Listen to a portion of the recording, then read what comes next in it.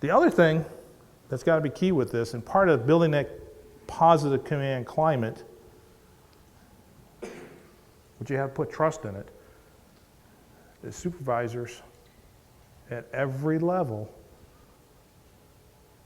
have to make sure that every action, comment is addressed that goes outside the bounds that you know are already there. It cannot be pushed off to the next time. That means holding people accountable. Well, let me talk about accountability.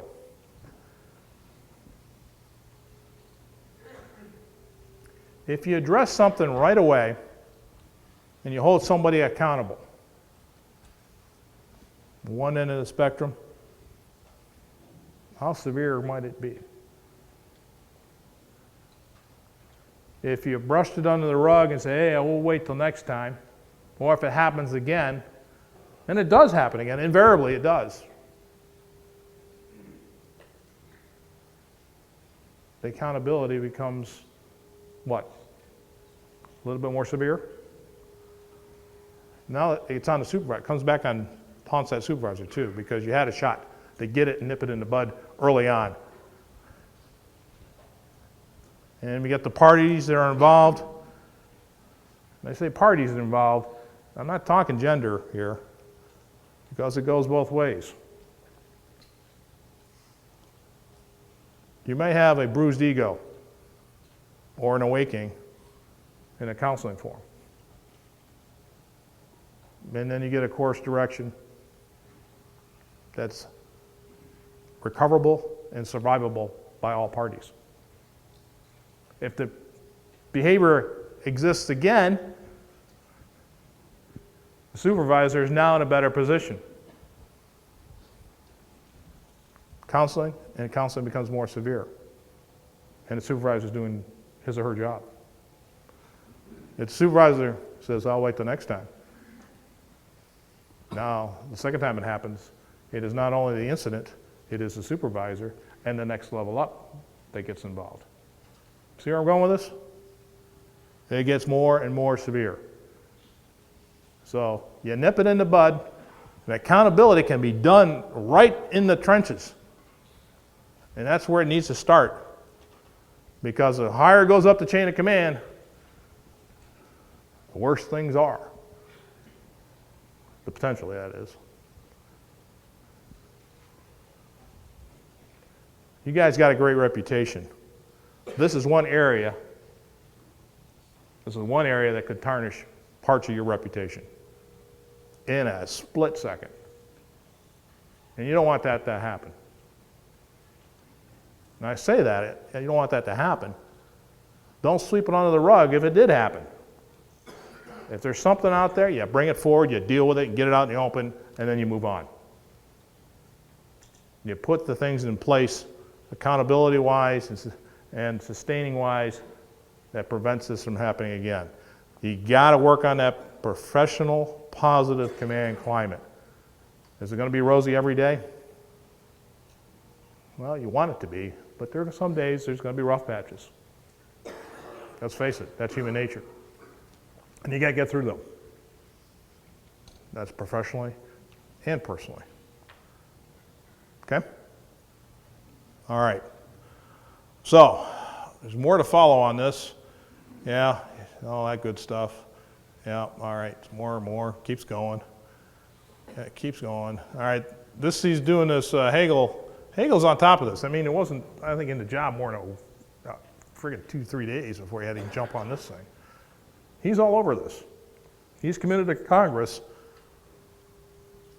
to support SHARP. Hold people accountable. I work for politicos every day of the week. And I can tell you, they're serious about this stuff. It's consistent throughout the administration. So it's not going away. All right, responsibilities, we talked about it. Trust is a big thing. Okay. Fortunately, we haven't had many, and I say, fortunately, we hadn't had many. The uniform side of the house and big troop concentrations have multiple statistics in every category, multiple incidences, and it does get physical. In our formations, not so much, but it does happen.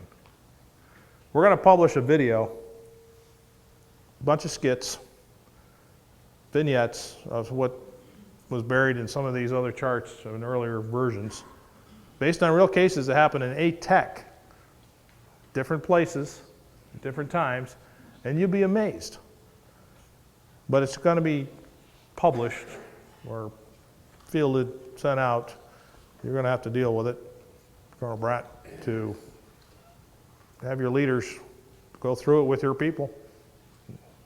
Stop the tape, the CD, and discuss what they just saw. There are a lot of talking points in it. The unfortunate thing, while we don't have as many as the uniform side, nor the severity, it does happen in ATEC. Unfortunately, just about every aspect of it. So, the numbers are low, but they're there. All right. Positive, trusting relationship. Know your people. Leaders, this is all your stuff. I'm not telling you anything new. How many have heard this before? Not enough of you. No, I'm serious. All right. RTC. You know, there was a drill this not too long ago. Whose number is that, by the way? Whose? Is that person here? Who owns that phone number? Raise your hand.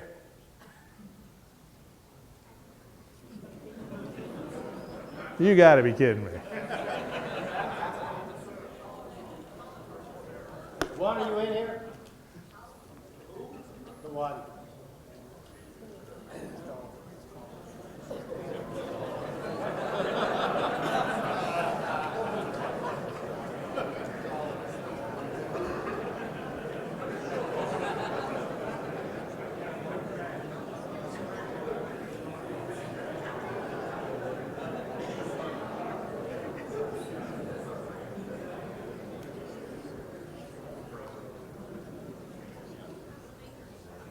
It is. It's on speaker.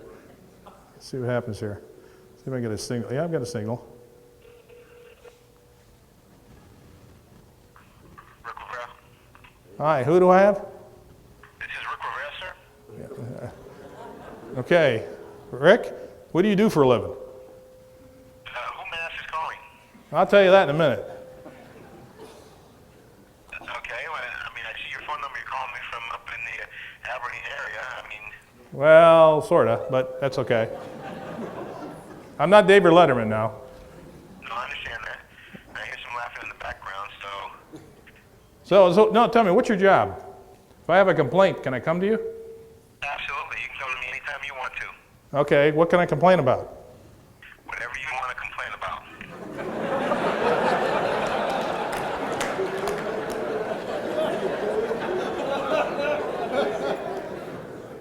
All right, in all fairness, this is General Dellarocco, and you're at the town hall. Oh dear, wait a minute, we gotta, nah, the signal keeps going in and out. We're calling back.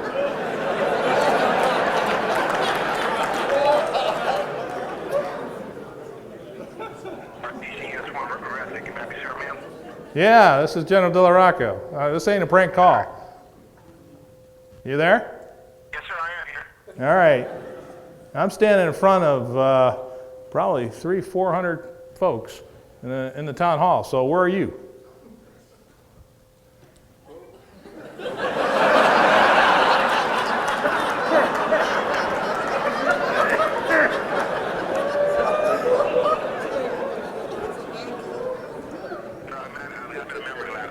I got hit in the eye, sir. I just don't recall where I'm at now. No, sir, I'm in my office, sir. You're in your office. Okay. Well, you're participating, whether you like it or not, in the town hall.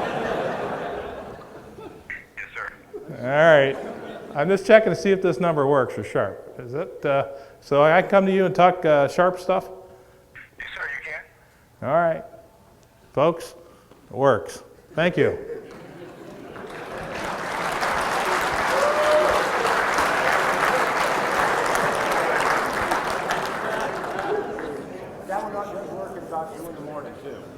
Okay.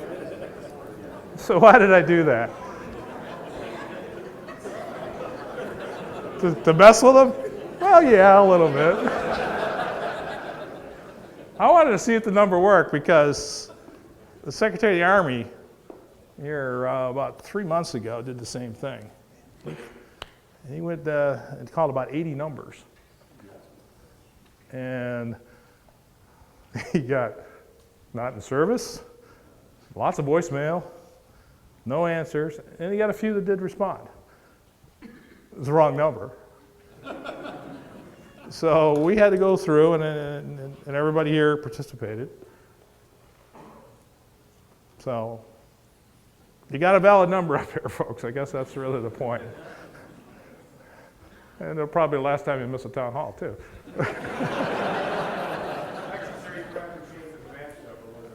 All right, well, he'll remember this town hall for a long time. Normally the answer's running. Okay. All right, let's see here. I think that's my last chart. Yeah, there we go. Backup slides. All right. Okay. Question time.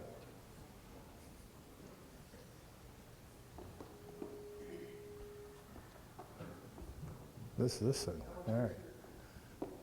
Yes, sir. Understand the slowing down execution and saving money at the big level, but down at our level, you start to push through other money, not you, but in general, and that's the way it goes away. Is that part of the plan, or how does that work at our level? And not only us, but the news report, I'm thinking of Whitburn, they have, we slowed down, and they told the numbers for a while, but basically, the PMOs, what do they have for that effort? Well, that's a good point. Let's talk NIE, for instance. Some of you are participating in that. It's multiple organizations across the command, across the Army, and different ways of implementing this overtime policy business. It's been tough. We actually had to talk to people. Okay? Some people didn't get it, but in their defense, some of the requests weren't really written well either. So what we did was we educated some folks and got some things moving. If you're supporting a test out at Wismar, okay, it depends on what the test is. If it's hooked up to, basically, there's 3 or 4 things that come into play here. If it's a 0 or a priority 1 type effort, it's real easy to grant overtime once it's been leaned at the organization level. We go through that, we got to take a look at it. You get approved to do X number of hours, say 10 hours, and then you execute it, and in reality it only takes 6 hours to do. There's a delta of 4 hours that got approved, was actually funded to be approved, and there's 4 hours that we didn't use. Yeah, that's part of the slowdown. The slowdown is happening throughout the department, but the big stuff that needs to go still happens. Okay, it's big tests. We have Air Force tests, Navy tests out there. A lot of those have a higher priority than even Patriot tests. I know, I lived through it, and they still exist, and they're still happening. So I guess the bottom line is you got to keep talking to your team, whether it's your test whippet or it's your customer, because they're reacting to the same guidance you are. Their priorities may change. For instance, came out of here actually, PEO Aviation sent me a note, General Crosby said, hey, I need overtime for this, and this is where another dimension of what got approved, because what we don't want to incur is big bills.